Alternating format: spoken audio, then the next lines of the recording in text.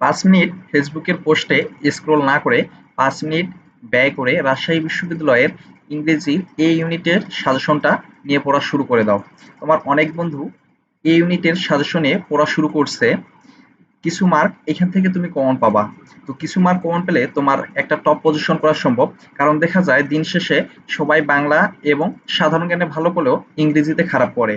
তো আজকে আলোচনা করব রাজশাহী বিশ্ববিদ্যালয়ের এই ইউনিটের ইংরেজি সাজেশন নিয়ে। প্রথমে আলোচনা করব গ্রামার পার্ট নিয়ে। তো তোমাদের ১ থেকে ৫ নাম্বার প্রশ্নে একটা প্যাসেজ দেওয়া থাকবে।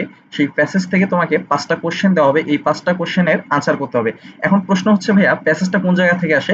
প্যাসেজটা অনেক সময় টেক্সট বই থেকে দেয়, অনেক সময় হচ্ছে আনসিন দেয়। তোমাকে ধারণা রাখতে হবে যে আসলে প্যাসেজ থেকে তুমি কিভাবে আনসার করবা। পার্ট অফ স্পিচ থেকে ন্যূনতম তুমি ২টি কোয়েশ্চেন কমন পাবা। ২-৩টি কোয়েশ্চেন পার্ট অফ স্পিচ থেকে পাবা। রাইট ফর্ম অফ ভার্ব থেকে ন্যূনতম তুমি ২-৩টি কোয়েশ্চেন পাবা। Identification of close and phrase থেকে তুমি একটি কোয়েশ্চেন কমন পাবা। ভয়েস থেকে ন্যূনতম একটি কোয়েশ্চেন পাবা। ন্যারেশন থেকে ন্যূনতম একটি কোয়েশ্চেন পাবা। সাবজেক্ট ভার্ব এগ্রিমেন্ট থেকে ন্যূনতম একটি কোয়েশ্চেন পাবা।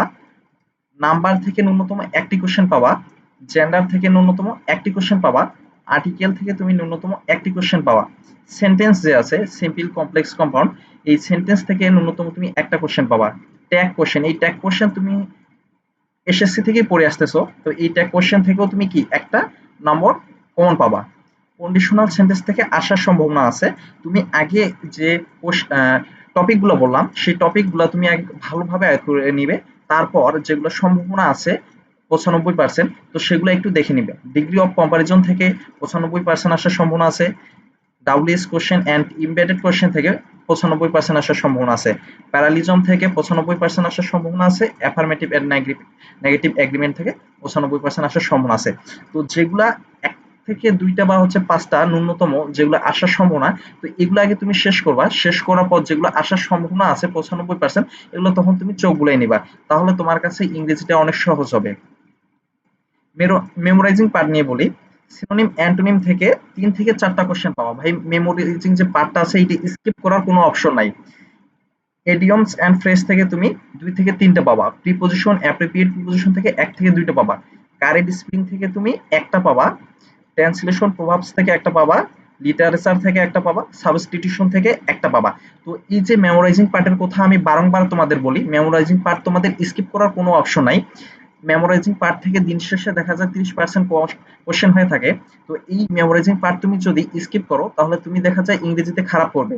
তো যারা মেমোরাইজিং পার্ট স্কিপ করে না, ভালোভাবে পড়ে, দিন শেষে তারাই ভালো করে এবং একটা ভালো নাম্বার ক্যারি করে টপ পজিশন করে। তো সেক্ষেত্রে আমি তোমাদের বলবো মেমোরাইজিং পার্টটাকে বেশি বেশি গুরুত্ব দিয়ে লাস্ট কয়েকদিন রিভিশন দিবা, বিগত বছরের কোশ্চেনগুলো ধরে ধরে পড়বা, তাহলে তোমাদের মেমোরাইজিং পার্ট নিয়ে কোনো সমস্যা থাকবে না। এবং তোমাদের যে টপিকগুলো বললাম এই টপিকগুলো তুমি ভালোভাবে পড়বা। এখন ভাইয়া টপিকগুলো তুমি কিভাবে গুছিয়ে নিবা? টপিকগুলো গুছিয়ে নিবা, তুমি যে টপিকগুলো আগে পারো সেগুলোর একটা সাইডে লিখবা, আর যেটা পারো না সেটা আরেকটা সাইডে লিখবা। তো যেটা ভালো পারো সেইটা তুমি ধরো যে 2 দিন পর পর রিভিশন দিবা, আর যেটা কম পারো সেটা প্রতিদিন তুমি পড়বা। 2টা করে টপিক পড়লে তাহলে তোমার 5 থেকে 7 দিনের ভিতর টপিকগুলো শেষ হয়ে যাবে। তাহলে তুমি ইংরেজিতে একটা ভালো মার্ক ক্যারি করতে পারবে। তো আজকের ভিডিওটি এই পর্যন্ত। তোমরা সবাই ভালো থেকো।